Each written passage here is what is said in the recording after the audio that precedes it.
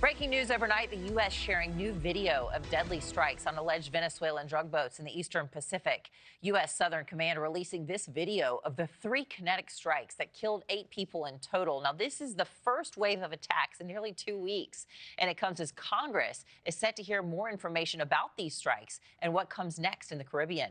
Joining us now to talk more, retired U.S. Army Brigadier General Markie Kimmitt, former Deputy Assistant Secretary of Defense for Middle East Policy. Nice to see you today.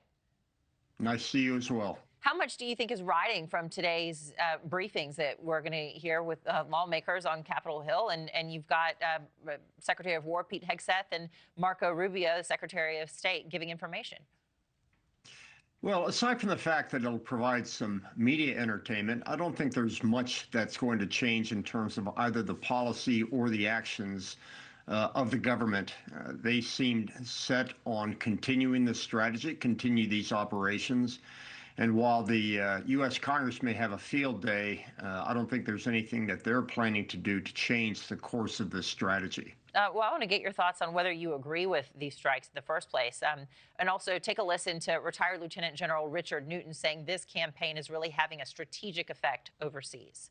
And that is demonstrating to Russia, to China, to Iran and others that the United States is not going to put up with this type of regime that not only is pushing forward with extraordinary illicit drug trafficking that affects the American people, but also this ability to export oil illegal around the world as well.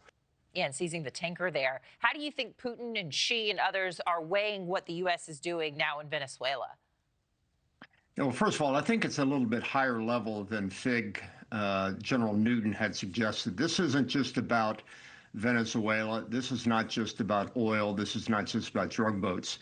I think what China and Russia are looking at is a renewed effort on the United States to reassert the Monroe Doctrine, and that the United States will continue to have a unabashedly hegemonic interest in what happens in our hemisphere. Thank you for watching. Subscribe below and download our NewsNation app right now on your phone, and you will get fact-based, unbiased news for all Americans.